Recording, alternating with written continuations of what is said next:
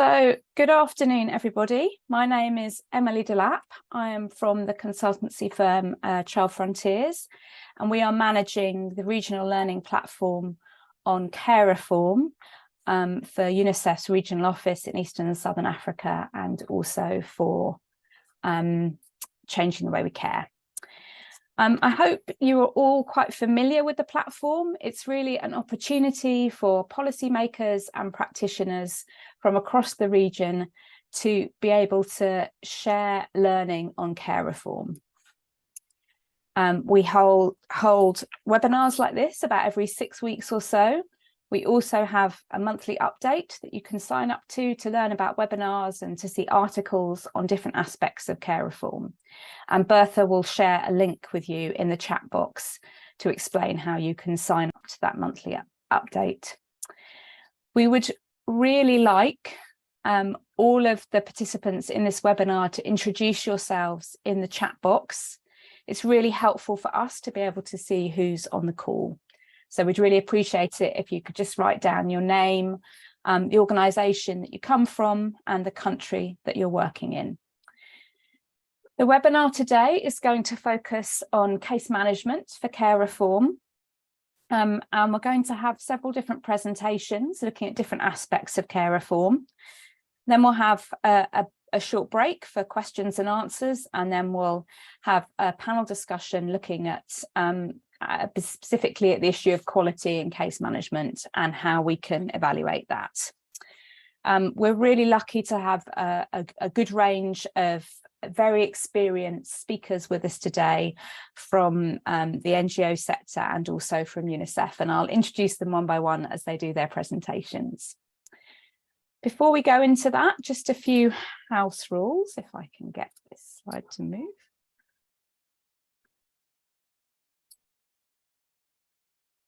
So please, can you mute your microphone?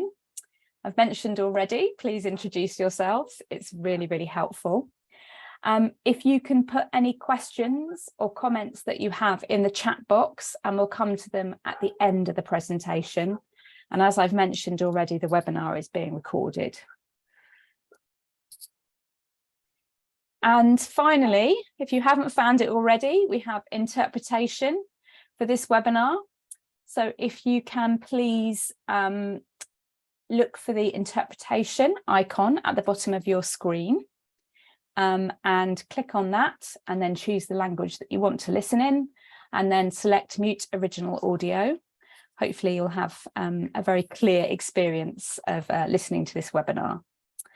The learning platform is managed by Mona Iker from the regional office. Unfortunately, Mona's in a training session, so can't join us today, so has asked me to do the facilitation and introductions. And I can see many people introducing themselves already, which is wonderful. And do feel free to type in whatever language you like.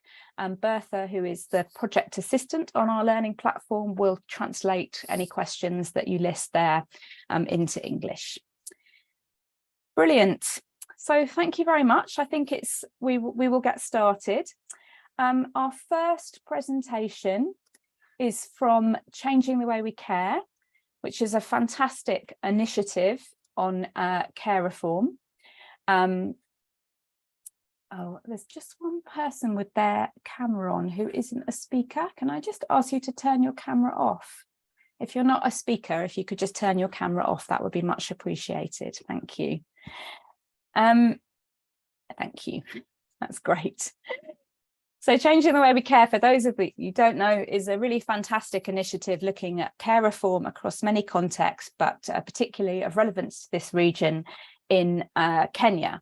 And Crispus Natalia will present on behalf of Changing the Way We Care, and is going to tell us about why case management is so important for separated children and in the alternative care process, and also discuss case coordination and case conferencing in the context of case management. So Crispus, I'll just bring up your presentation. If you could put your video on, that would be really useful.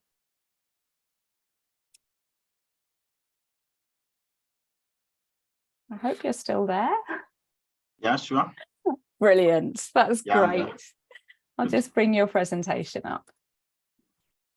And you can tell me when you want me to share the slides. Change the slides even. Okay.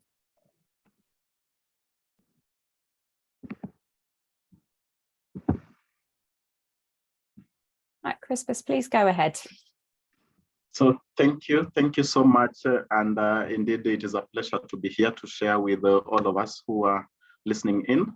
So I'll take you through, first I'll handle the case management bit so we can really get to share experiences and share learnings with all the listeners of so that they understand what we've been managing through case management in Kenya as we implement the Changing the Way We Care initiative across the country.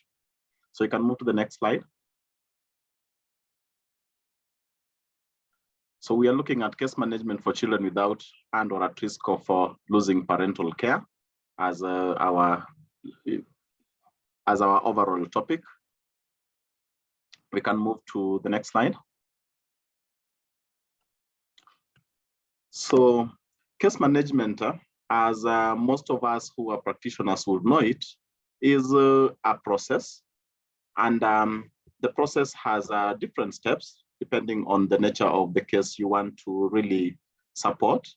And why case management is very important for Changing the Way We Care and for other initiatives that really go out to support children and families is because this is a proven and evidence-based approach that really goes towards supporting children and families. And it is one that uses quality case management practices and has been shown to improve decision-making and service delivery. With this improved decision-making and service delivery, it means then our children and our families can always get the best out of the process. You can still move to the, the previous slide. There you go, sorry. Good. So again, case management is designed to approach the unique strengths of each child or family while adequately planning to address the gaps. We serve a number of children or families, but then each has their own unique story and their own unique strengths and gaps. And the way case management as a process is designed, it helps tap into those unique strengths of each child and the family. That is one other thing why case management is important and why it is for us Changing the Way We Care, it really helps us serve the family.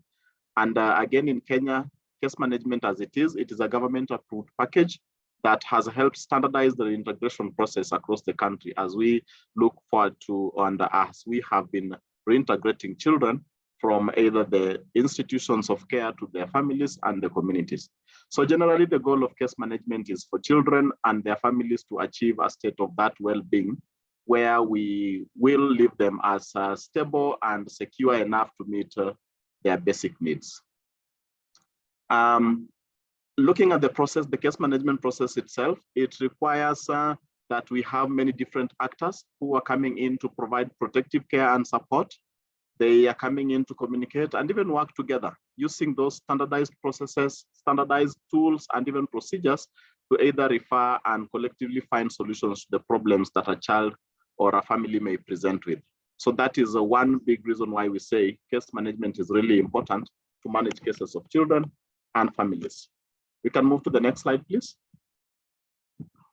So when do we say case management is useful and when do you want to use the process as a practitioner? Case management can be of use anytime, and actually it should be used anytime by a trained case management professional who seeks to find individualized strength and appropriate solution for stability of that child and the family that we are referring to. So any caseworker who goes out to use this process, they should understand that case management is not just a formality. It is not a process that you are going to get into to just formalize your own predetermined outcomes as a caseworker or what you believe are solutions for the child and the family, but you should allow the process to actually eventually determine the outcomes of the case. So we can move to the next slide. Then there is someone who's speaking in the background. Maybe they can mute.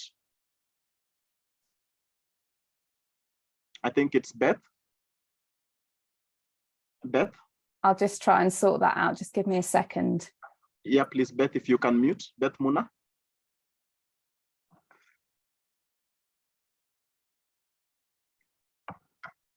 So what are these principles and considerations that will help us establish an effective case management process? Remember, I mentioned that case management requires well-trained staff. And in this case, we are saying the caseworker is that key person with the responsibility for the child's case management all the way from identification of that case up to case closure. So if this person is well-trained and they are up to the task, then these principles will come in handy to help us just put into consideration how to effectively now use the process.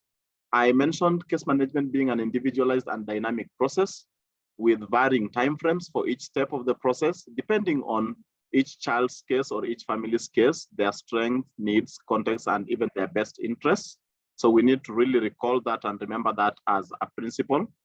We mentioned that it requires the well-trained staff, and in this case, the caseworker, who is the key person that is going to walk the journey with the child. We also want to point out that as a principle, the caseworkers should receive the frequent support from one consistent case manager, preferably. So as much as the caseworkers work with the child and the family, then the support they get from the case manager is very vital to support the process and even to support the caseworker.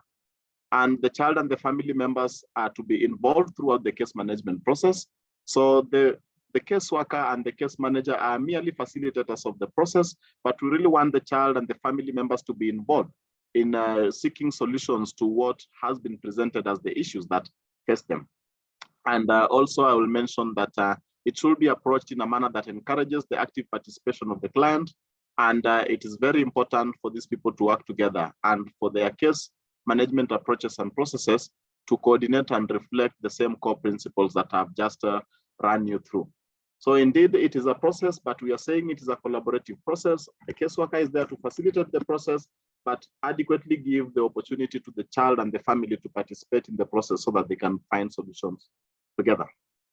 We can move to the next slide.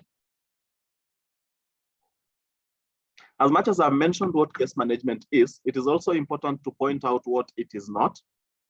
I started by mentioning it is a process, and by that, we mean it has a start, and eventually the process will go on through different stages until we get to the end of the process where we'll say we are closing the case responsibly. So it is not a single event. It is not an intervention. It is not something that you will meet a child or a family and start, then you say, we've started and we are just stopping immediately. So it is a process and not a single event. It is not about checking boxes. I think I mentioned the use of tools for the case management process. The approach while using any tools within the case management process is to have facilitative and consultative discussions before putting down anything within those tools. So it is not about going to the family and the child with tools and then ticking boxes and calling it a case management process. It is also not about doing it for the family, like I mentioned. You are there as a caseworker to facilitate the process, but let the family be actively involved in finding solutions to what has presented as the issues affecting the child or the family. And then it is also not about making more work or creating a bigger burden for the social worker or the caseworker, and even the lower community cadres who support the process. So it is about what facilitates the engagement with children and families, and not necessarily creating more work for them. Because as we know it, caseworkers and social workers down at the community level, they already have a lot that they are handling, and that this is not about adding more work to them. Then I just mentioned that it is about integrating a process that is based on good social work practices that are there to support improvement within that child's life and within the family's life. We can move to the next slide. So in this next slide, we wanted to share what are some of the good or promising practices that we can get from case management. And we feel the best way to do this is just to refer you to this site. And if we can just take a moment to grab a screen grab of what is projected on your screens. This is documentation of what Changing the Way We Care has done together with Better Care Network. And it is about the scalability of case management as a process. So it is a scalable model for the integration of children without parental care in Kenya. And accessing that link will lead you to pointers where you can pick these very good practices and promising practices that you can work with towards improving your own case management processes. So I wouldn't go into that because of time, but this is available online and we can all get to it and refer to the good or promising practices that we can pick from this documentation on Better Care Network. We can move to the next slide. So next I want to take us through the case coordination and case conferencing bit, which are also very important enablers of the case management process. And through these next few slides, we will get to understand why this is very important for the case management process to be successful. So we can proceed to the next slide. The importance of a mechanism for coordination. And I'm going to look at why are case coordination and case conferencing important. First, I will start by just mentioning that a case conference and how we have used it within Changing the Way We Care in Kenya is that it is this formalized and planned and typically multidisciplinary meeting of those professionals who are known to and are working with the child. And they are there to discuss the key risk factors. They are there to discuss the care and protection needs of this child. And they are required to supervise and support interventions that are designed to support this child. So it is that formal and planned multidisciplinary meeting that brings together these professionals who want to address what has presented as issues that are affecting the child. It takes place anytime throughout the case management process, all the way from assessment of the child to case planning and even to monitoring and during the case closure process. One thing we need to understand about the case conferencing process is that it is multi-sectoral. It brings together members from different sectors to address the same issues about this child. It addresses those complex issues that a caseworker might find while trying to support this child or the family. It provides an opportunity for sustainability of the case, because where we have players from different sectors coming together to provide solutions for this child, then a lot can be achieved, and indeed we will have sustainability when it comes to the case that was being addressed. Then it is also a good avenue to mobilize for resources and distribute work across different sectors to support that same child. And it is also a good avenue for ensuring the caseworker's well-being is also taken care of. We understand caseworkers can handle a number of cases at any given time. And through this forum where we have different players, it is an opportunity for the caseworkers to come and share with others so that they can be supported, get solutions for the child or the family. So it is an opportunity for them to also have that avenue to debrief themselves and have the energy and the strength to continue supporting many more families through the process. So to achieve the changes required, sorry, the slides are moving. So to achieve these changes required to make an improvement in the lives of the members of the client unit, sometimes many people and organizations need to be involved. Just in summary, what I had mentioned earlier, and the individual actions of those players and the interventions should be well coordinated. That is why now the case conference as a unit and the coordination bit comes in to support the case management process. So if different players and different actors do things and they are disjointed, then they might not be for the help of this child or the family. But with coordinated efforts and using forums like the case conference forum, then we have a coordinated approach to support this one child and the family that are having presenting issues. And it is typically the role of the caseworker to facilitate this process again with assistance and oversight from their case manager so that the issues that have been presented by either the child and the family can be addressed. We can move to the next slide. So some of the key case conference steps that you want to consider as a caseworker or those that are attending the forum is that you need to prepare a report beforehand as a caseworker ahead of the case conferencing meeting. So with this report, then it will allow you to articulate your issues before the multidisciplinary sector who are there to support you resolve the issues around the case. Then you also need to be prepared to facilitate and participate in the case conference meeting. So whoever is facilitating most likely will be the caseworker and the chair of the case conference committee. And then the others will be participating in contributing solutions towards addressing the issues. Then we need to develop and ensure that after development of those minutes of the meeting, they are disseminated to different members so that each can pick the actions that they need to take care of to support the child and the family. And eventually we need to ensure that whatever recommendations that come from the case conference meeting are included in the case plan that is supporting resolving the issues that have presented with the child and the family. So in a summary, that looks like that could be how the process flows. And one way this can be done is by holding that meeting with the individual client. For example, once the caseworker has a meeting with the individual client, then they can be able to prepare the report.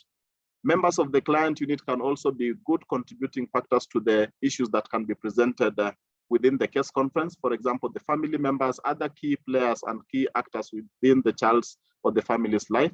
And you can also reach out to service providers. Who else will be of help to this child and the family? In summary, I will just mention beyond the key conference steps, as you go into this case conference meeting, you need to be prepared and anticipate any potential challenges that might come as a result of sharing the issues around the case. You need to establish the process, have an agenda, ensure you have the time frame where you want to discuss these issues, and also set ground rules with the members who are participating in this case conference. And lastly, the chairperson of the case conference committee should really manage the process and ensure that there is equal participation and the principles of feedback are adhered to so that no one feels they're left out during the discussions. We can move to the next slide.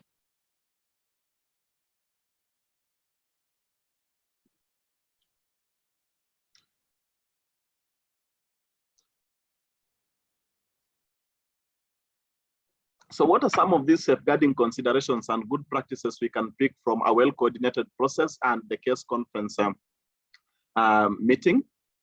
One, it is a good practice to ensure that the selection and the composition of the actors who are invited is well informed, depending on the needs to be addressed. For example, if the child has presented medical issues, then it will be important for you to reach out to a medical practitioner or a medical professional who can give solutions to whatever issue is presenting.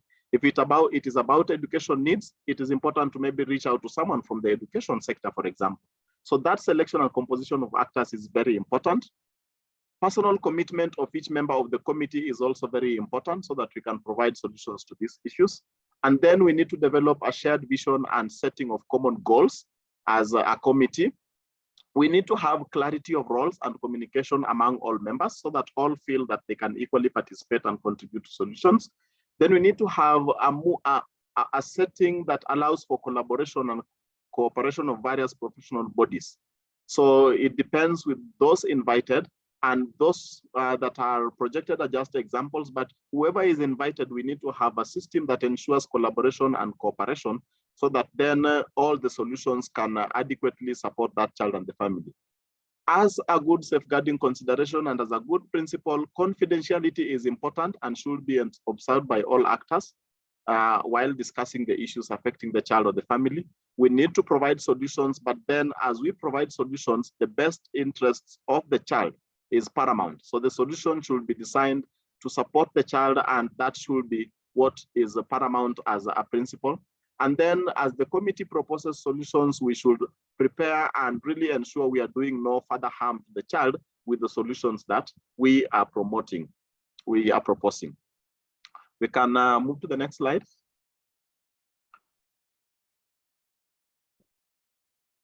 So this is just a continuation of some of the good practices about the case conferences and coordination, and then some key lessons that we have learned. We are saying that we learned while you invite participants to the case conference committee, if there is any participant who will realize that their presence has some conflict of interest with the case that is being discussed, they should declare this, because again, it might interfere with the solutions that are being provided for the child. So any conflict of interest by any participant should be declared before the case is discussed. We need to have support and backing of each member from their respective institutions or even organizations that have seconded the member to come to the case conference meeting. Sorry about that, I can see some background now.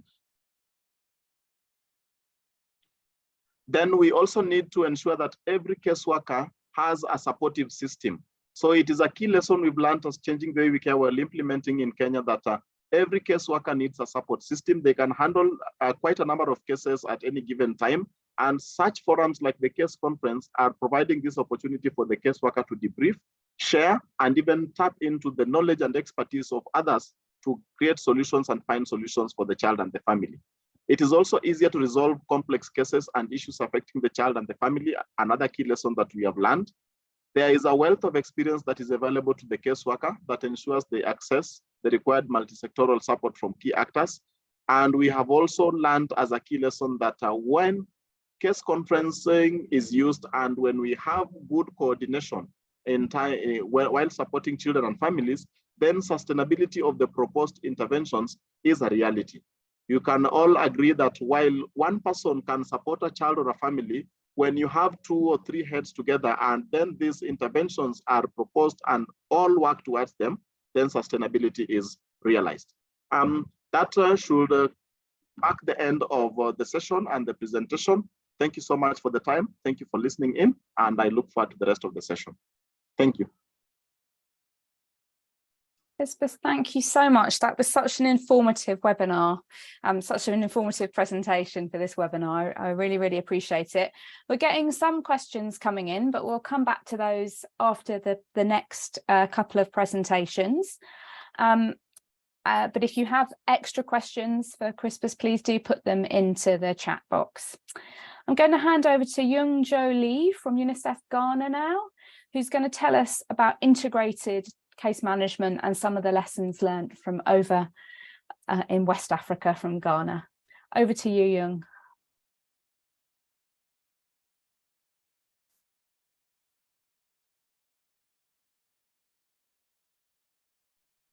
Thank you. Could you please confirm that you can see the screen? I can see it perfectly. That's great. Thank you. Great. So thank you very much. My name is Young Jo Lee. I'm a child protection specialist from UNICEF Ghana. I believe it's our first time to join this regional platform, and we're very pleased to share the experience from Ghana and also to learn from other countries.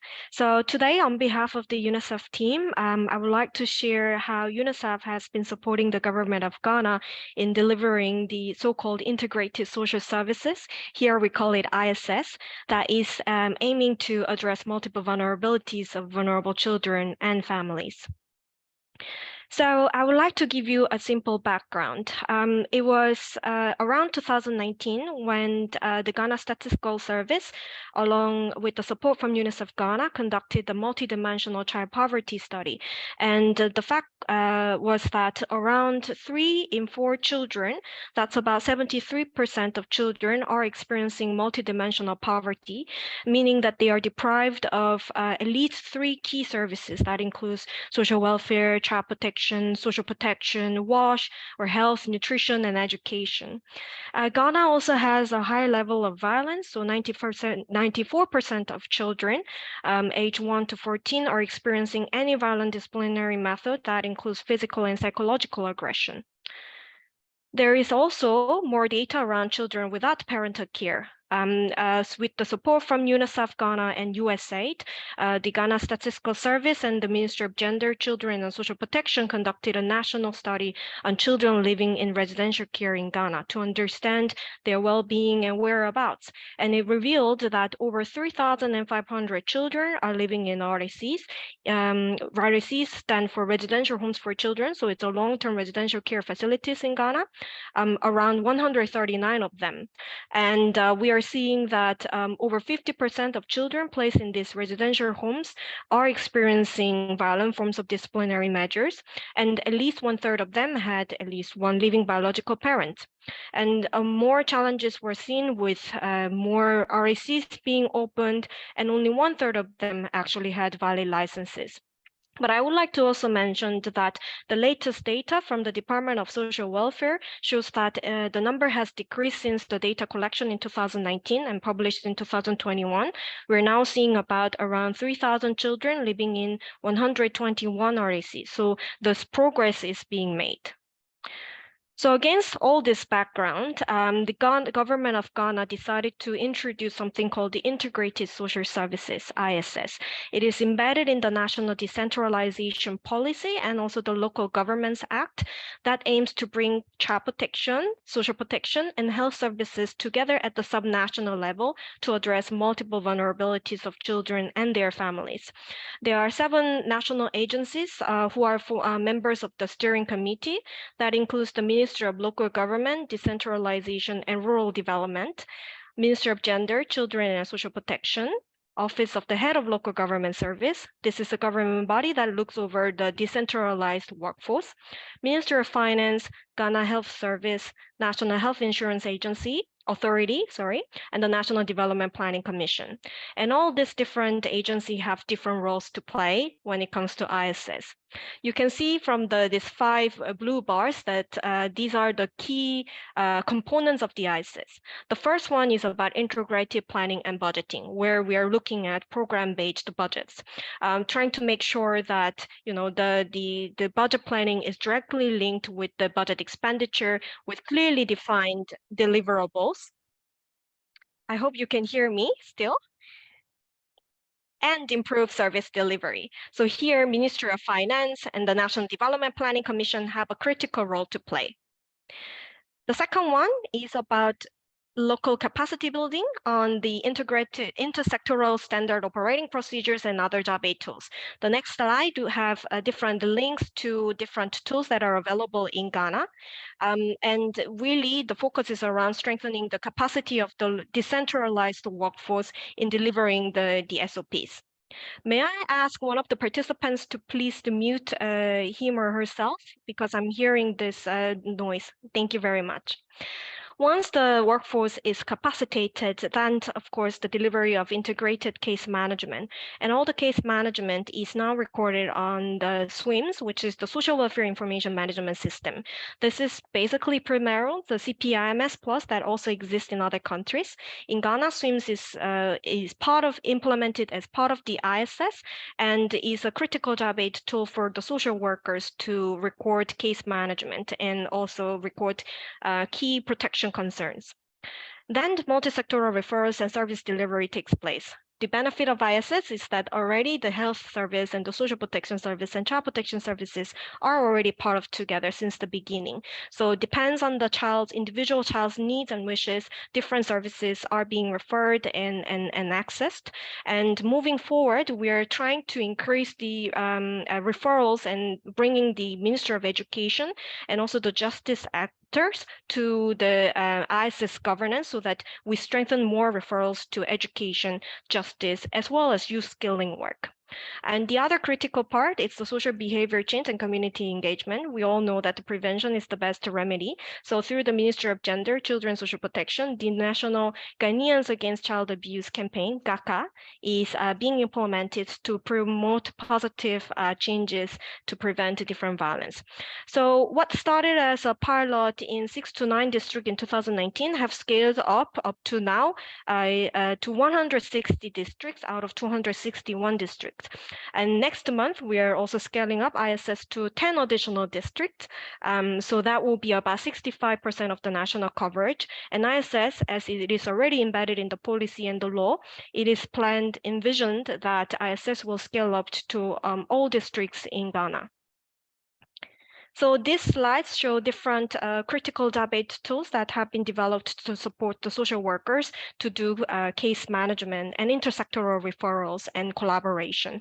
And once the districts are embedded, are introduced to ISS, they have to go through about 3 to 4 weeks of training that includes virtual orientation and introduction to ISS and all the job aid tools, as well as in-person coaching on SWIMS and the child protection community facilitation toolkits that also includes one topic on alternative care.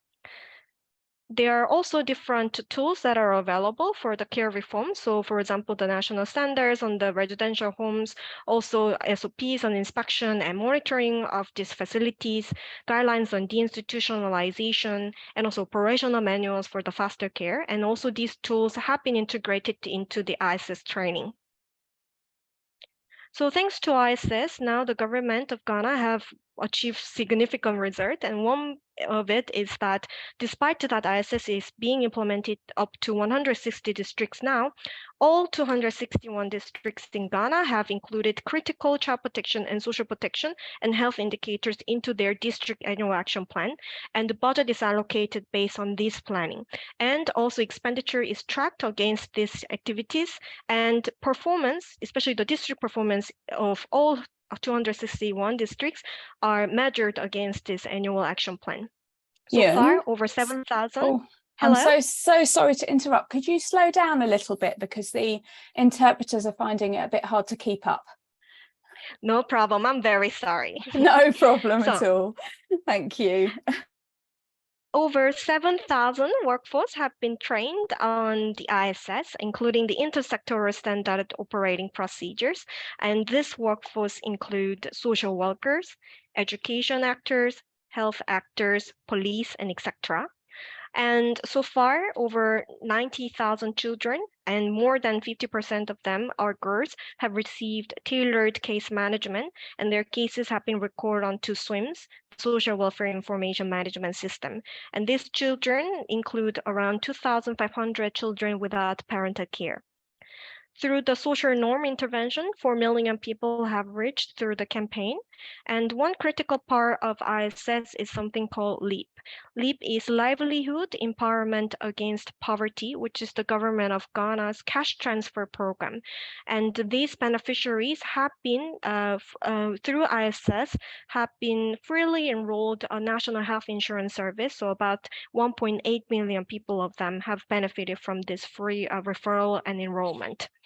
And for SWIMS, there are more than 700 people who have been trained and using this information management system. And these people include government stakeholders, so of course the district social workers, but also CSO partners who play a critical role in child protection service delivery, as well as certified and approved RAC, so the residential facility institutions. So I want to also share how ISS, is making a transformational change in the lives of girls and boys in Ghana. So want to walk you through the story of Samet and how his journey actually has changed thanks to ISS. Samet, of course, the name has been changed to protect the child's identity. Samet was 5 when he lost his parents, and despite material needs, the family wasn't the extent his family wasn't going through any monetary poverty, but however thought it would be better to place Samet in one of the orphanage in the community because they thought it's better to give him better education. So Samet was placed in one of the REC when he was 5, and despite the wish of Samet and also extended family, they were not able to see each other, and the residential home didn't allow Samet to meet with the family, and also Samet always had to stay in the institution. Samet stayed until they're about 17. And this district was introduced to ISS and the new DSWCD, which is the District Social Welfare and Community Development Officer, made a inspection visit to RAC after being trained and introduced to ISS. So once you are introduced to ISS, the district receives some small funding to do this kind of an inspection and also to facilitate case management. So that when district officer visited the RAC, he realized that the RAC is actually substandard according to already predefined standards, and decided to work on Samet's case. So the child and family assessment took place. Samet's case has been recorded in SWIMS, the Social Welfare Information Management System, to facilitate digital case management and also referrals to other services. Case planning took place together with Samet, and his case was also referred to social protection and health services.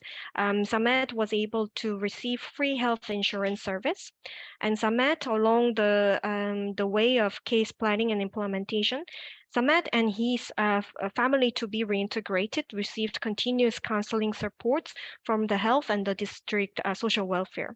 And then later on, sometime when it was deemed to be appropriate, Samet has been reintegrated into his extended family. So now he's staying with his uncle, also with his cousins, and he's now studying at a business high school and wishes to become an entrepreneur. And one good thing also is that the district social welfare, along when he was also working on Samet's case, he also, worked together with the institutional manager to change his mindset and transform the institution into a community-based child-friendly service. So now this institution has been closed. It's no longer operating as an orphanage. It's now providing after-school education support for children like Samet, but also other children who need education support. And also the institutional manager has provided some educational grant and materials to Samet and also the other children who have been reintegrated from the RSC. This will be the last slide. What could be the lessons learned from Ghana?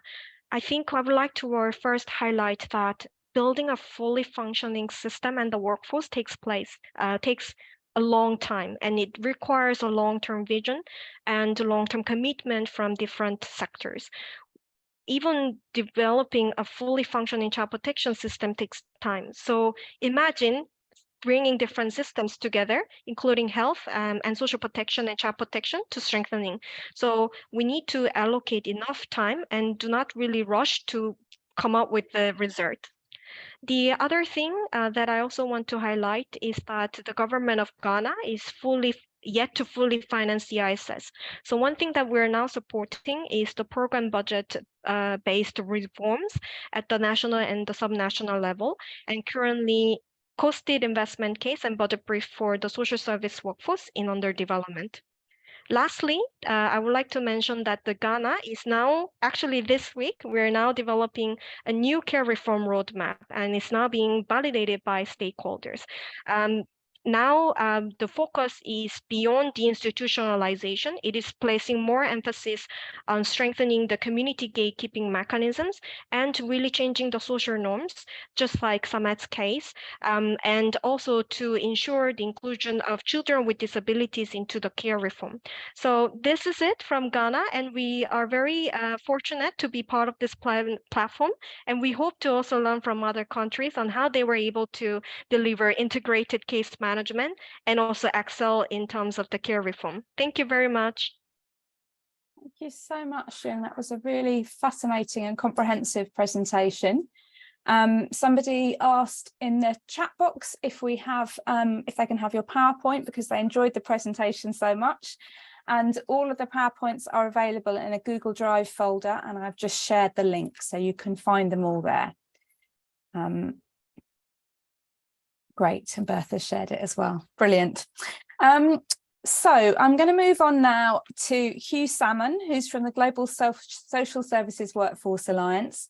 And Hugh is going to present on caseloads and workload management in case management, which I know is a key issue for many social workers across the Eastern and Southern Africa region. So over to you, Hugh.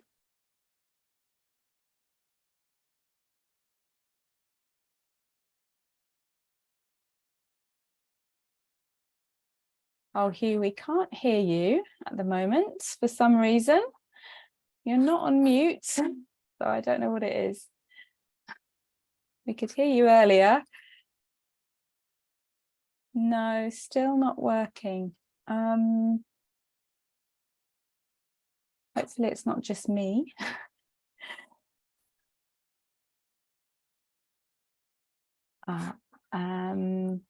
Maybe you're not in the let me just unmute.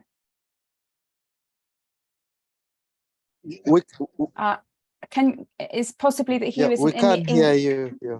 Okay, thanks, Ishmael. Maybe it's because he wasn't in the English channel in the interpretation, but that's totally fine. I've just unmuted my audio. So do you want me in the English channel or in the? I think it's better if you go in the English channel. So you just click on English in your interpretation. Can you hear me now? Okay. Yeah, we can hear you perfectly. Great. So if anybody can't hear you, you just need to go into the English channel or the French or Portuguese channel in the interpretation. Okay. Yeah, I'll just do my screen share again. 1 second. Brilliant. Thanks, Hugh. Sorry about that. No worries.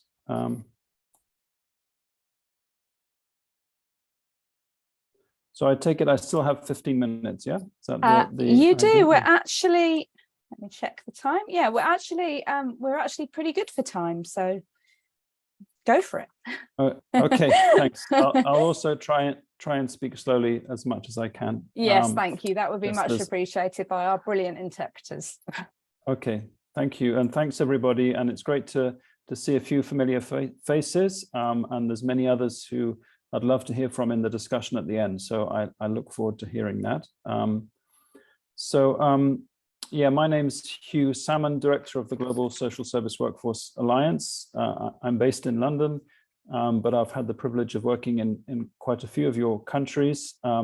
So I know a little bit about the context, but I'd love to hear more when we come to that discussion, just to try and make what I'm going to say today as relevant and useful for you as possible. So I've particularly focused on the issue of caseloads and workload management as part of case management, and just trying to think through some of the challenges involved in that.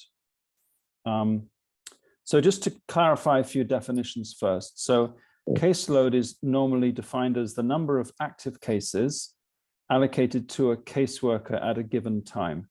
And some people use the word caseworker different from the term case manager. I'm using caseworker to mean the person who is actually doing the direct work with the individual child or family. In our context, we're probably talking about working with the child and the family, and they hold that case, they do the direct work, but they're also supervised by a manager who is responsible for a number of workers.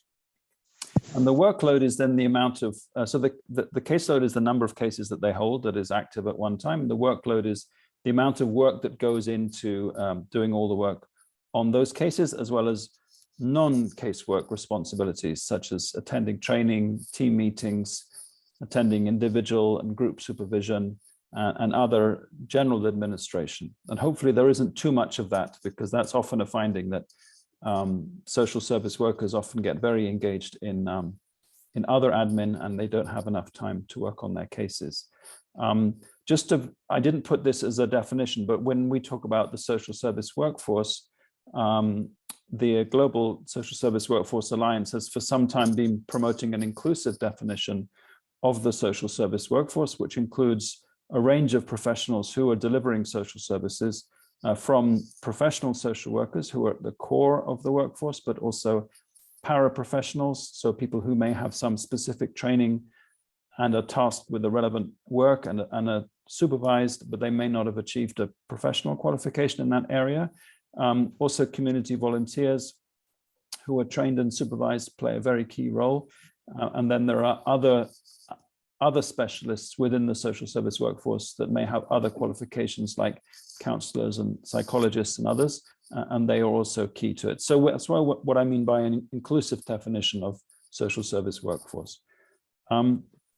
So this slide, it's a little bit faint, but hopefully you can see this is a map of most of the world, certainly of Africa, Asia, and Europe. And you can see these circles give you a sense of how differently the workload may be, as measured in terms of how many workers are available to a given population. So if you count the number of social service workers working with a unit of population, in this case 100,000 child population, you can see that the numbers available vary considerably.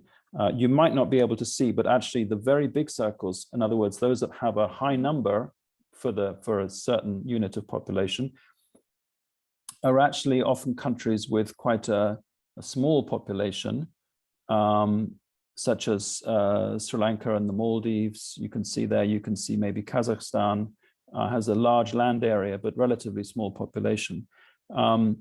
So one reason for those having a high ratio might be is that they have a relatively high number of professionals to their population, whereas a large country in terms of population like India, you can see it has a very low ratio.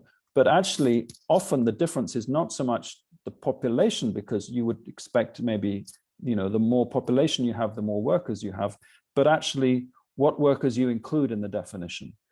So who are the case workers? Is it, for example, just one professional social worker who maybe has the designation of district child protection officer or district social welfare officer?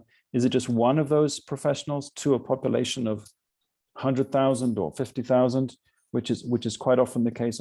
Or is it, do you include in your definition all the community volunteers and paraprofessionals, of which there might be, you know, 1 or 2 per local community, like in Rwanda, 2 per village, one woman, 1 man.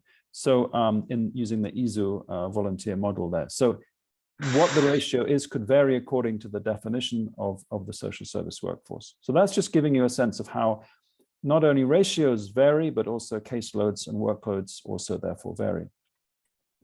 So the next slide is really talking about the importance of monitoring caseloads. So this is obviously a management function, but also, you know, individual workers always need to be talking with their manager about their caseload and trying to make sure that they have a reasonable workload, and that it's balanced across the team. You know, that we don't have one person doing most of the work and others doing less, but also balanced across the service. But it's also ideally going to be a weighted caseload. So in that sense, what weighted caseload means is that my 10 cases might be more work than your 20 cases. If my 10 cases are super complex and your 20 cases are all very straightforward. So weighting is just taking into account the different level of complexity.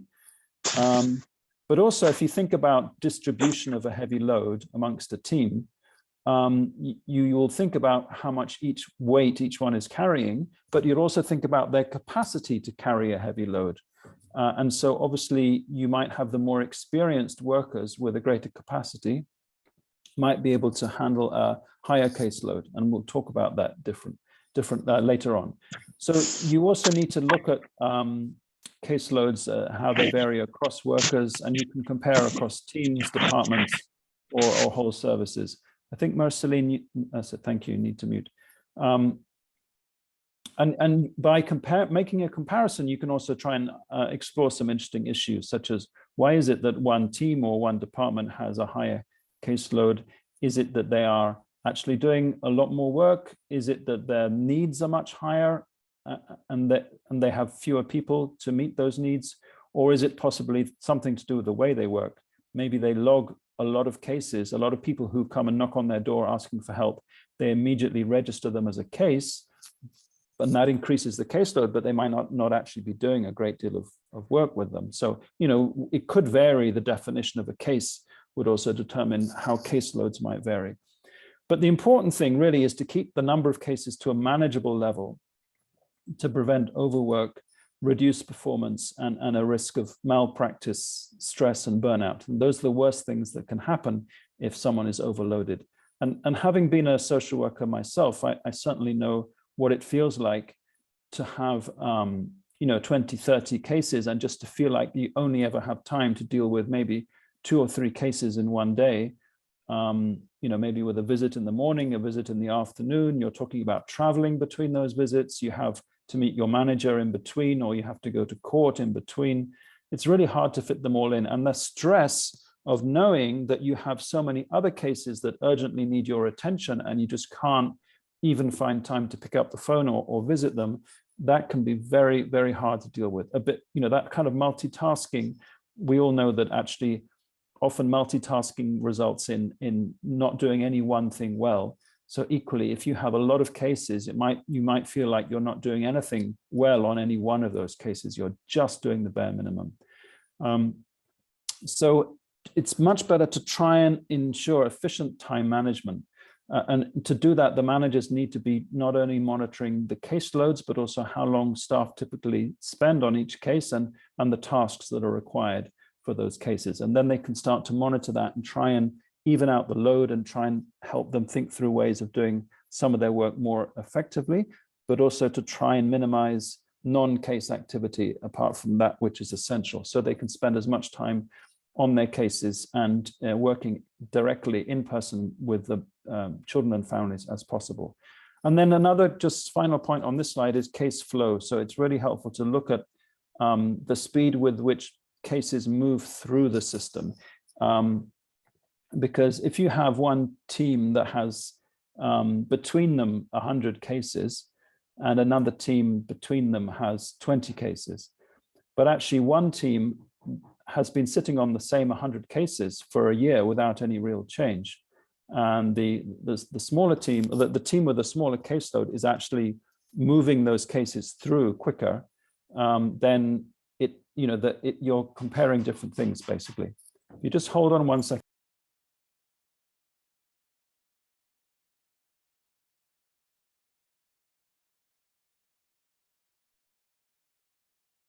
I'm sure Hugh will be back with us in a second.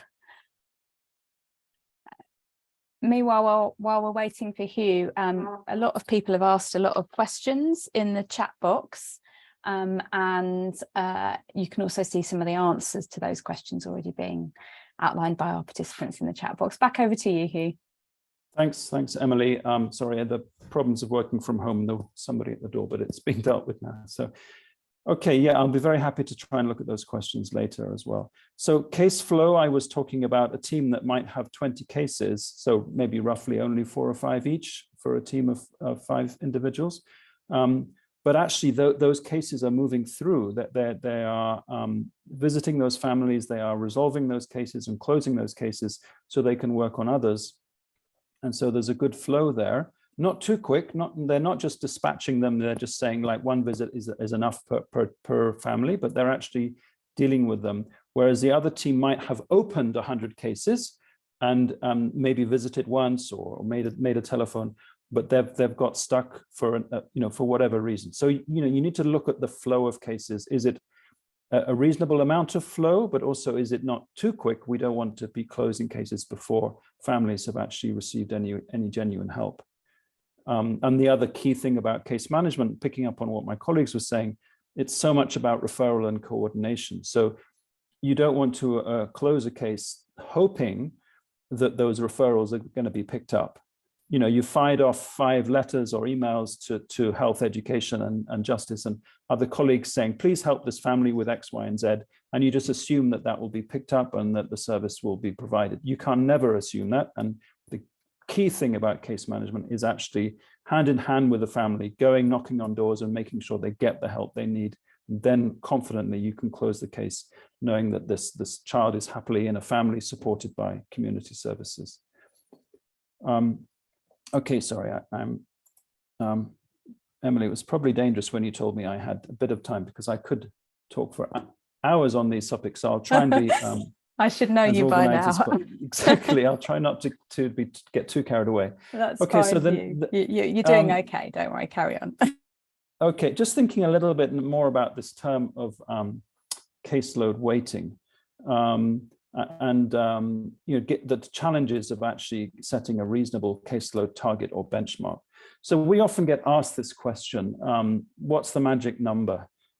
We get asked that about ratios. People say, what's the magic number? How many social service workers or professional social workers should you have per 100,000 child population? And we say there is no magic number. You have to work it out for yourselves. You have to work out your level of needs and your capacity. You have to work out what kind of work these people are doing, and what level of professionalism they have, and what other services do they work alongside. You need a number, but we can't give it for you. You have to work it out. It's very much based on local variables. It's the same with caseloads. We can't really say that there's a global standard for what's the ideal caseload. I mean, I think that it could be anything, from 5 to 50. But I think if somebody's talking about having 40, 50 cases per worker, with those sorts of numbers, you have to really think, well, actually, what, can you hold in your head information about 40, 50 different families? If they bumped into you in the street, would you remember them, their names? Would you remember their details? So there is something about the capacity of one worker to provide an in-person service. Remember, this is not an administrative service. It's not a bureaucratic service. This is a human-to-human service. So it does require that capacity to make a human connection and to build a relationship. The bulk of what is about social work is about relationship. It's about forming trusting relationships and going out in the community and working with people. And all that takes time. It's not something that can be done from behind a desk or just over the telephone or through email or through 1 or 2 meetings. So given that, that probably would help people think what is a reasonable, manageable caseload. And then there's some other factors in this list. There's, you know, how big is the family? How many children in that family? And how complex and how risky is the situation? How many children are at risk? You know, might be they have 5 children, but 3 of them have grown up and moved away. They might have 5 children under 5. You can see that's a different level of need. How complex is the case? Is it going through the courts? Is it going through a statutory child protection investigation with the possibility that the child might need to be placed for their own safety in care, in foster care or kinship care, or if absolutely necessary into a shelter or a specialist residential placement, if that's the only thing available? Is that what you're looking at? Or is it much more just about trying to signpost them, I mean, direct them to sources of help, because ultimately what they need is support to get through some difficult times that they're facing? What types of services are available, and how much coordination is required? How many visits and meetings are required for each case? How much face-to-face time are you looking to achieve? Other services available? So, you know, am I a caseworker, but I don't need to spend so much time in person with the family because my main job is to coordinate. You know, there might be counselors, there might be a parenting group, there might be a livelihoods group like a village and savings, you know, VS, what's it called? Village Savings and Loans Village Association, you know, like microcredit, or, you know, there could be, they might be receiving some specialist services for domestic violence or mental health, but they might not be ones that you are providing.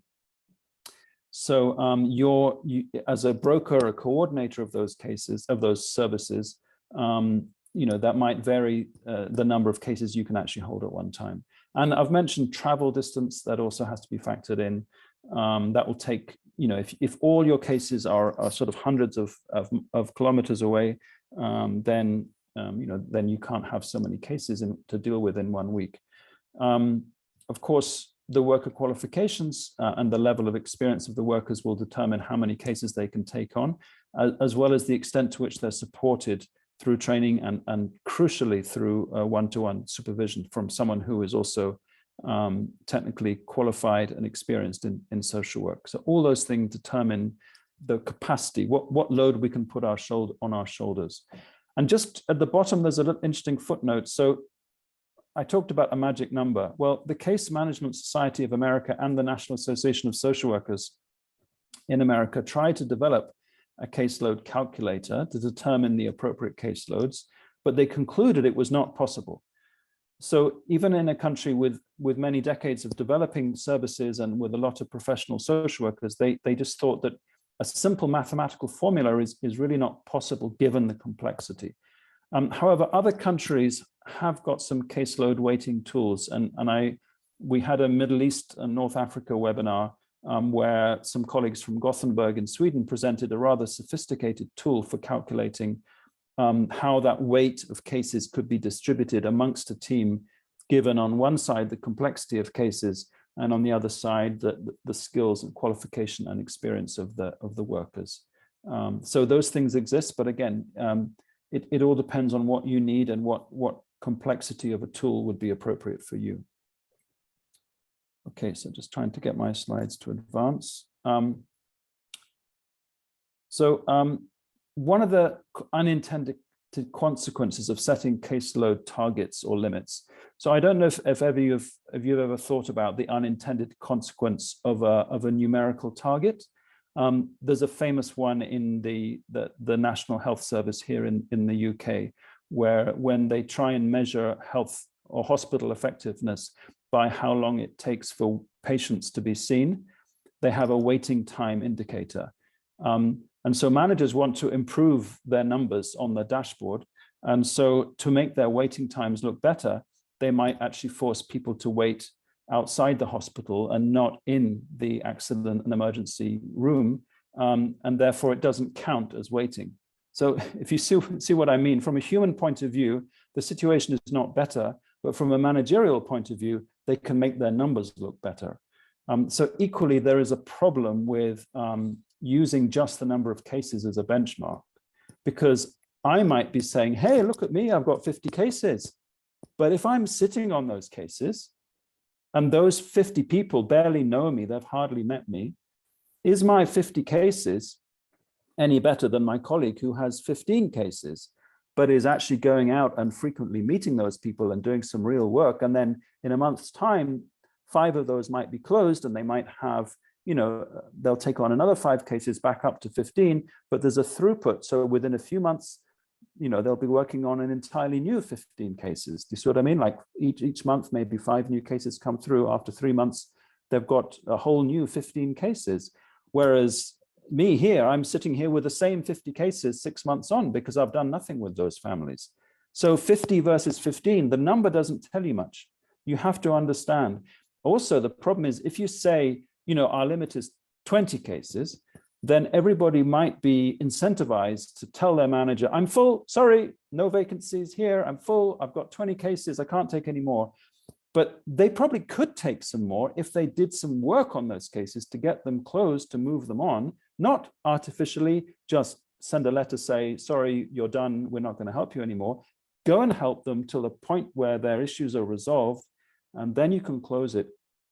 So then, you know, you don't, you know, you actually get that flow. So you don't want people sitting on cases because they want to stop their manager giving them new cases. So that's one of the problems of just measuring it in terms of how many cases do you have? It's much more about what is happening with your caseload. So there's a question, you know, the other unintended consequences, like I said, is that, you know, managers might struggle to get new cases allocated if it's just about that there's a maximum and we can't go above that maximum.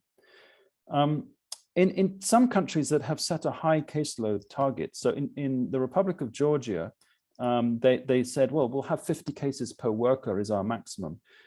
It could be that there's a pressure then on managers to show that every worker in their team has now got 50 cases, even though, like I said, it might not be people doing quality work on 50 cases. So again, you know, I think we should be careful about the use of numerical indicators. So the risks of excessive caseloads, I think I've talked about that in terms of the stress, but you know, obviously the main thing is that there's a reduction in the quality of social work practice. If you're working with too many cases, then the quality of service for each case is going to be reduced, and it's a risk to the client. You know, basically, you know, I mean, the UK is famous for its inquiries into the death of children. Why did that child die when they had a social worker, and that social worker should have known that that child was at risk, or they should have listened to the information coming from the school that said the child is arriving at school every day, underfed, poorly clothed. Those risks were not taken into account. One explanation might be that that social worker had just too many cases and they had no time to actually visit those families. So if you have too many cases, there's a risk of cutting corners, the risk of doing too much, becoming stressed. And overall, you could have people just not turning up for work, getting sick, leaving the service, or declining levels of morale and motivation. And there's a few links there to studies on this exact issue. Okay, just nearly there now, just moving on. So you can see that there's a negative cycle that you could have set up, whereby with a high caseload, people are so stressed, just trying to keep their head above water, you know, just do the bare minimum on each case. Then they have less time for supervision, meeting with their supervisor to talk through the difficult cases and how they're impacting on them, and to get support to relieve that stress, and also training and support from their peers. So if you don't have the things that keep you going as a worker, then you have a high level of stress and burnout, and then you get absenteeism. People just don't want to turn up for work, or they go off sick for long periods, or they quit the service, and then you have to start again with a whole new bunch of workers who won't be able to take on cases for some time because they have to be trained up. So you get, you know, they get this kind of vicious cycle. And then those workers who are still in post and can take on cases will have to be taking on more cases because some of their colleagues have left or are off sick, or have been replaced by new staff who don't know what they're doing. And that's a real scenario. There are many social work teams I know where they get stuck into this negative cycle, and the stress just seems to be building up and seem unbearable. And that results in poor outcomes for the children and the families, poor assessments, unsafe decision-making, which can lead to real risks against children being abused, neglected, being left in care settings where they shouldn't be, and not being monitored and not being listened to, above all. And that we can't take a child-centered approach if we're not taking time to actually meet and listen to children. So all of that is risky for children. It's also risky for the worker, and it's going to result in the breakdown of placements and alternative care. So just to say a little bit in terms of back to this magic number again, I just wanted to say that what maximums have different countries set? Well, there are some studies across countries that have had established social work profession for some time, and they show that the caseload maximums could vary from 12 up to 25. But one study that looked at probation officers, which is also a caseworker, but working more in the justice sector, they found that across Europe, there was a variation from 4.7 in Norway to 240 in Greece. England and Wales had set a maximum of 50. So again, the reason for that huge variation is the actual way that the work was defined, the way that the role was defined, and actually what was being done day to day on those cases. Because maybe a probation officer in Greece with 240 clients barely gets to see them ever, but maybe the one who has 4 or 5 clients, maybe they're having frequent in-person meetings. Okay, so I just want to just a little point here about protected caseloads. So there's been quite a lot of discussion about what do you do with new workers in your team, or hopefully you'll also have some students in your team, or at least one student in every team or setting where social services are provided, because it's impossible to learn how to be a social worker or a caseworker without some hands-on experience. So ideally we have students in training who are also attending field placement. So if you think about how to balance the caseload across your experienced workers and your workers who are in their first year of practice, and possibly your students, then you need to have a certain maximum. So a protected caseload is really saying that if your worker is new or inexperienced, that they should have a lower level just for that period until they gain enough experience. And that also reduces the risk to the clients or the beneficiaries, and to the worker themselves. So you might have a student social worker with 5 cases, a qualified social worker in their first year of practice. They might have a protected caseload of no more than 10 cases, but that might then increase up to 20 or 30 as they gain experience. So these numbers are just examples. I'm not saying you should apply those numbers in your case. You also might not use the term social worker, you might be using caseworker or other things, but just to give you an idea of the concept of a protected caseload for new workers or for workers who are still being trained. I just want to you are running out, you have run out of time now, so you can just rush through this one quickly. I just want to make sure we have time for questions. So I think we're just about the use of information and communication technology. So basically the use of computers. I know you will all know a lot, I'm sure, about child protection information management systems. In Ghana, they talked about SWIMS, social welfare information management systems. So in theory, that should lead to more efficient time management. And I definitely agree that it should be, if you can let the computer do a lot of that work, then the information should be joined up, immediately available, up to date, etc.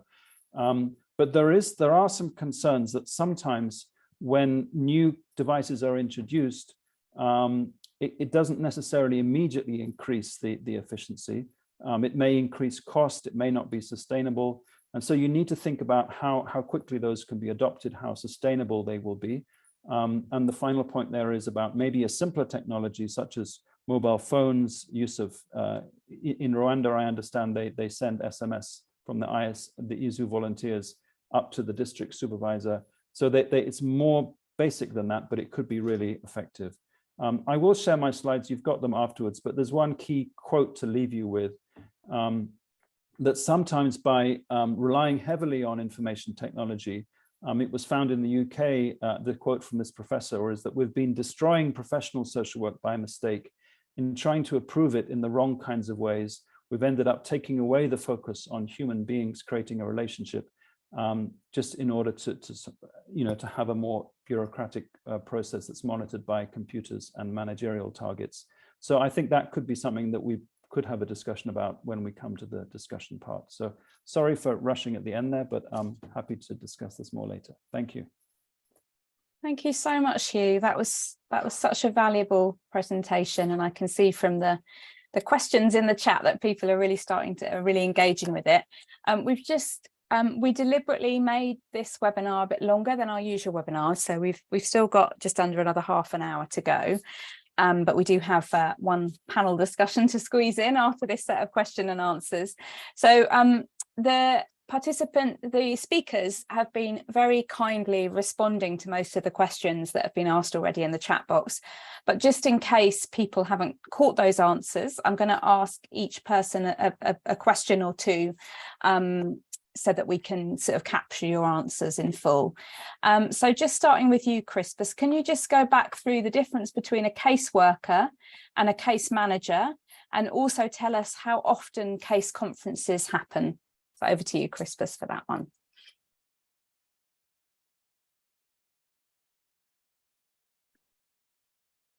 Oh, Crispus, we can't hear. Oh, there we go. Go ahead. Thank you so much. So I'll first try to respond to the case conference and the length. Actually, how long it will take before a case conference is held. Yeah. A case conference, like I mentioned, is really important. It brings together different professionals. And when determining the period between case conferences, a lot could come to play, including the availability of these professionals that you are targeting to help resolve the issues affecting the child. And that could then mean, as much as you would want to have the case conference, for example, monthly, when the key actors are not available that month, you might reconsider and decide to either push the case conference ahead or even bring it earlier, depending on the severity of the issues you want to address for each child. So monthly could be ideal, dependent on the level of the case conference as well, and the nature of cases that are being handled by the organization or the practitioners who are handling the cases. And a case conference, ideally, you want to have sessions that are not too long. So ideally, a 3-hour session for each case conference where you can handle anywhere between 3 to 6 cases, again, depending on the complexity of the case. The more complex the case, it means the more time allocated to each case. So you might just handle fewer cases within the time allocated. But if the cases are simple enough and you can easily provide solutions, then you can manage to handle more cases within the same time frame. So even though monthly could be ideal, it is dependent on those issues. But when children issues are at hand and being discussed, it is always important to remember that children issues cannot wait. So as soon as we need to have a case conference to resolve issues affecting a child, then it is upon us to convene that case conference, even though maybe you might just have had one last week and there are issues that are presented that need to be supported, then it will not be in order to wait for another month for you to hold another case conference. So there are various factors that determine, but then it is dependent on the cases and all these factors. But if you can manage to have a case conference monthly and put together cases that can then be discussed and solutions provided, then well and good. Thank you.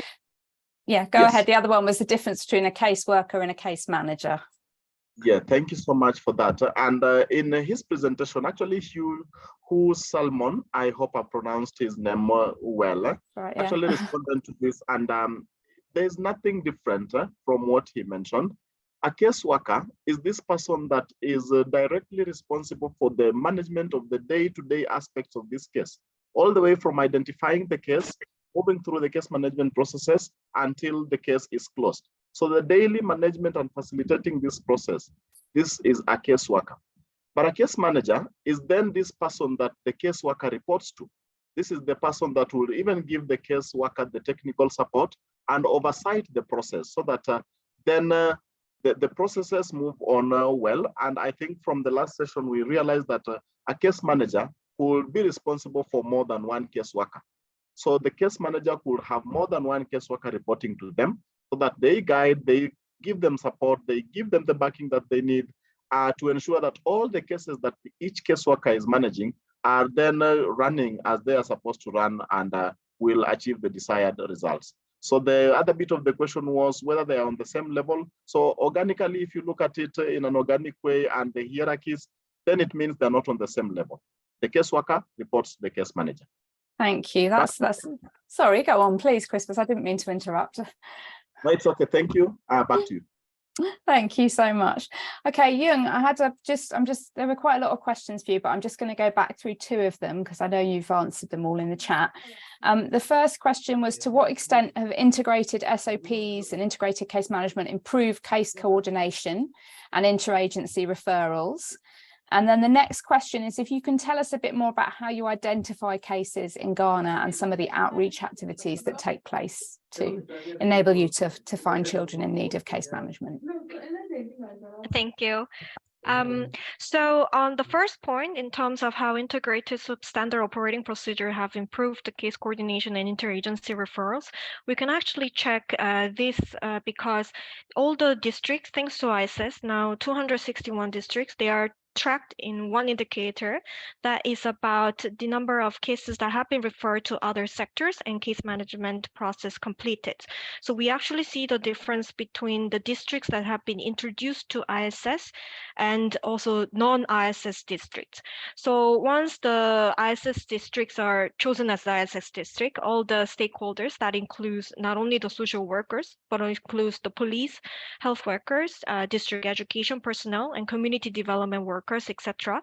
They're all undergo through this 1 month of training, and then they are required to register their cases into their respective information management system, and which is now linked with SWIMS, the Social Welfare Information Management System. So we can actually see a gradual improvement once the districts have been introduced to ISS and trained on the integrated standard operating procedures. We see an improvement in terms of the interagency referrals and case coordination. In terms of the community outreach, I think this is a fantastic question. Hugh mentioned the cases of Rwanda, where I used to actually work before. They have a great, fantastic system called IZU, the Community Child Protection Volunteers, as part of the government cadre. However, in Ghana, case management is done mostly at the district level, where the district social welfare and community development officers exist. They're the public servants, and the lower level will be community. However, there's no community government system that is focusing on child protection only. So we are really leveraging from health and social protection systems that, because they already have the existing system at the community level. And that's the beauty of ISS, because you can leverage other systems, structures at the community level for case identification and referrals, and also reporting to the district level. So in Ghana, we are really leveraging CHIPS, which is Community Health Planning Service, as well as VSLA, the Village Saving and Loan Association, that are more monitored by health and social protection systems for case identification and community outreach. I hope that explains the question. Perfectly. Thank you so much. And I know you shared a lot of resources in your PowerPoint. We've just made sure that you all have the correct link to the slides in the chat box. So you can go back and have a look at Young's slides and explore further through all the great resources that she shared. And I've just got one question for Hugh, but it's kind of has two different parts to it. So I think it's probably a question of real relevance in the region. So it says, keeping the number of caseworkers to a manageable, the caseworkers ratio to a manageable level is important, but this can be very hard to achieve when it's hard to get enough qualified caseworkers, when there's not enough budget, or in situations of emergency where the need suddenly increases. In these kinds of scenarios, how can we try and avoid the risk of excessive caseloads, and what role can community-based structures play in trying to avoid some of those risks? So over to you, Hugh. Thank you. And I did reply to one point on the use of community structures, because I think that the term that could be useful is the term triage, which is, from health colleagues. We know that when there's a health emergency, then normally the responding paramedics or doctors do a triage. In other words, they work out which are the most urgent cases and which are the ones requiring the most specialist help. And then you direct those cases. So you know that just as a surgeon can only do so many operations in a day, you have to prioritize so that the most essential services, the cases that critically need that intervention, get it on that day.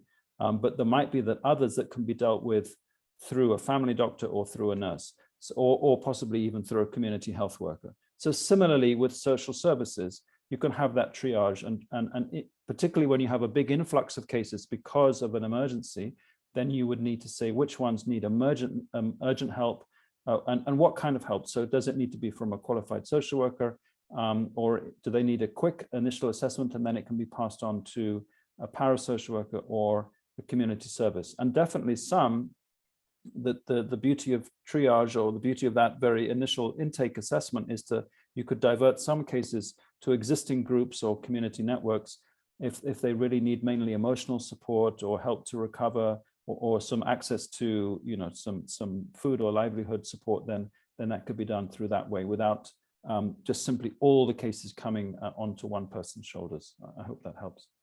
Thank you, Hugh. That's great. I probably should have mentioned this at the beginning, but we're going to be developing a paper which will partially draw on some of the learning from this webinar on case management in relation to children's care in the region, where we'll be addressing this topic about when case management should be used and where its use should be prioritised in the context of children's care. So we're going to move on now. Just to say, I know that it's a slightly longer webinar than usual, so if anybody has to leave a little bit early, I'm just going to ask Bertha to put up the link to our YouTube channel, and after the webinar we'll put a recording of the webinar up there later on today, so if you don't manage to stay for the next 15 minutes you can catch up on the last bit of the webinar there. So I'd like to introduce Barbara Aber, who is the Regional Care Advisor from Catholic Relief Services in Uganda, and also David Adoke from the Child's Eye Foundation, also in Uganda. Welcome to you both. We're going to be talking now about evaluating the quality of case management, and we're just going to have a short discussion about that, one question to each, and then we'll finish up. So Barbara, first of all, could you tell us why you think it's so important to ensure quality case management? Thank you, Emily. I think we've really heard a lot about the importance of case management and how we do it, and caseload versus casework, etc. And often we now understand we have to do it, but it's also important that we understand that it's important to do it well, which then takes us to the quality of case management. And, I want to start by saying that case management is a service. And like any service, it's important that we ensure that the service is delivered in a certain way, at a certain level of quality. And this is important for three reasons. I'll really point out just three specific reasons why I think this is important. And I think one of them is that I think maintaining a certain level of quality in case management is a protection obligation.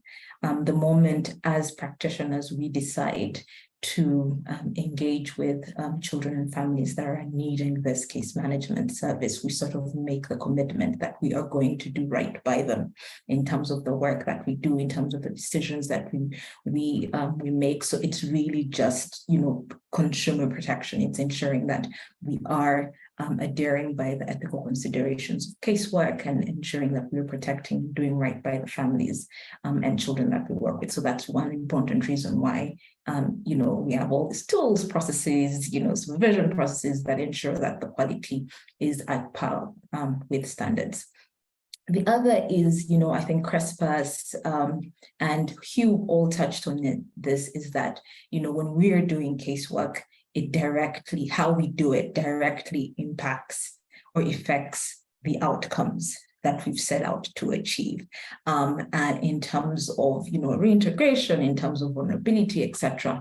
So the steps we do, the processes that we follow So in order to ensure effective and sustainable outcomes, we have to maintain a certain level of quality, because, we make decisions that impact the outcomes. If, if the overall objective is improved well-being of children, how we get there matters. Certain processes that we follow matters. So the way we do case management does directly have a direct impact on the outcomes or objectives that we get at the end of the day. And related to that is that you mentioned that casework is about building trusting relationships. It's about forming those relationships with children and families that we work with. And just like any service, how well you offer that service determines if you build confidence in that service. So the quality of case management, the quality of the outcomes of the case management process determines how communities then respond to that case management service. And I see that this very much from a strengthening systems perspective. If I know that, let's say, Barbara as a caseworker has managed Emily's case very well, and I've seen the value of that engagement, I am more likely to come and want to, take part in that service and trust that service that's being offered, as opposed to, for example, if I see that, it was mismanaged, Barbara's not feeling happy with what she's received, or perhaps something has inadvertently happened that has caused some level of harm. I think it takes us a step back in strengthening systems, in ensuring that those that need this service actually actively seek it in order to receive it. Yeah. Thank you so much. That was a really helpful and comprehensive answer. In the interest of time, I'm just going to move on to David to tell us maybe a bit about the measures that you have put in place to ensure quality case management. Over to you, David. Okay, thank you. So I think most of it has actually been said. Hugh, Barbara, and the rest have actually made a good job talking about case management. So it's just to reiterate what they've been actually saying all along. But then I just want us to also think about, in terms of success, what would you call success in case management? What are the outcomes that you're looking for, in terms of improving well-being for children in different circumstances and the families that you're working with? So just to share, we have definitely clearly defined SOPs to guide the case management process.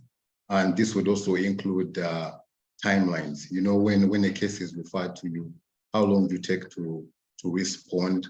What are those responses that you're looking at? Is it an emergency? How are you going to respond? Which people do you bring on board in different circumstances? This should all be clear so that there is a standard for practitioners to be able to follow. What kind of tools are you using in your interventions to assess the families, the children you're working with? Have you drawn plans? From what time do you start drawing plans? How often do you review those plans, and how often do they change? Case management is not a defined process. Things will change from time to time. That is one thing that we need to learn. And so we need to be flexible in terms of what changes and how we are going to react and inform our interventions. The team training as well. We talked about supervision. Who is somebody to provide that technical supervision to the team who is doing case management? What kind of support do they need? We talked about case conferencing meetings at the community level, but then also at the practitioner level, at the organizational level, case manager versus the case worker, periodic feedback sessions, one-to-one supervisions is actually very important, most especially when you are dealing with very difficult cases. I would say that has actually been very helpful. Internal audits in terms of quality assurance as well.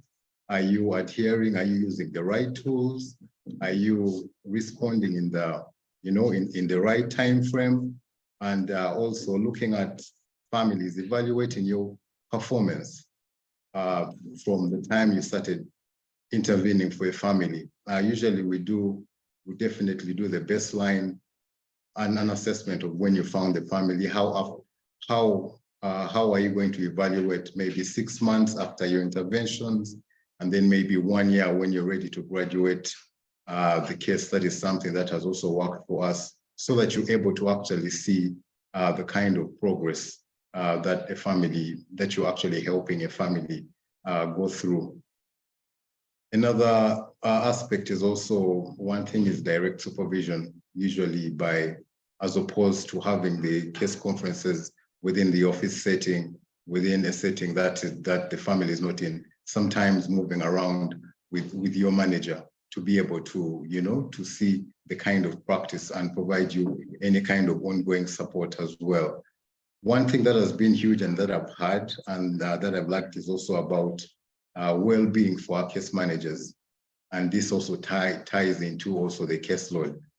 Some of our case managers and case workers deal with very difficult cases. So that burden, are you refreshed enough to go back and handle cases, with families, the difficult cases? So there should be that aspect of well-being also for the case workers and the case managers. Maybe some sessions with a professional for them to be able to unload, in also just putting that there as well as, even though they get the supervision, one-to-one supervision with their supervisors. I think that is something that is very important. Hugh talked about the British system, serious case reviews. That is one thing that we also do, but we want to look at it as a way to learn, the step-by-step process, the case management process. What were we able to do? Maybe is there something we could have done faster? Is there something we could have done better? Did we follow all the processes? So we look at that as a way for us to learn so that we can improve our case management process.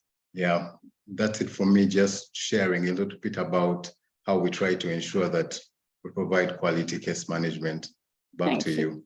Thank you so much. That's a really helpful answer. Unfortunately, we're going to have to wrap up now. Just before we finish, I have a request to make. If you could please answer these 2 very simple questions in our poll so that we get a bit of a better sense about who's in the webinar. The first question is where you work, and the second question is who you work for. So very, very simple questions, and it really, really helps us to understand who we have on our webinars. So to let you know that our next webinar will be taking place in September, and will be on family strengthening to try and prevent family separation, which is, like case management, another topic that people are always asking us for resources and information on. So hopefully many of you will be able to join that webinar. We are really delighted to have in this webinar representatives from governments and representatives from UNICEF and NGOs from really across the Eastern and Southern Africa region, but also from Western and Central Africa. So we're really happy to have you all here, and we're seeing some countries that we don't usually get on our webinars. So we hope that this is the first of many webinars that you will join, and that you will sign up to our mailing list, which we'll just put into the chat again in case you've missed. And if you join that mailing list, we send out a newsletter every month to tell you about an aspect of care reform. We have articles, we have resources, and we also have information about all of our subsequent webinars. The newsletter at the moment is just in English, but if you sign up to that mailing list, you'll also get in French, Portuguese and English reminders and information about each of the webinars. So we'll be sharing that with you if you join our mailing list. And we also have a website, one page on the Better Care Network website and one on UNICEF ISARO's regional website, which has links to our platform and our publications. And if you take a look at that website, you'll be able to see all of our previous publications and also our forthcoming publication on case management that I mentioned earlier.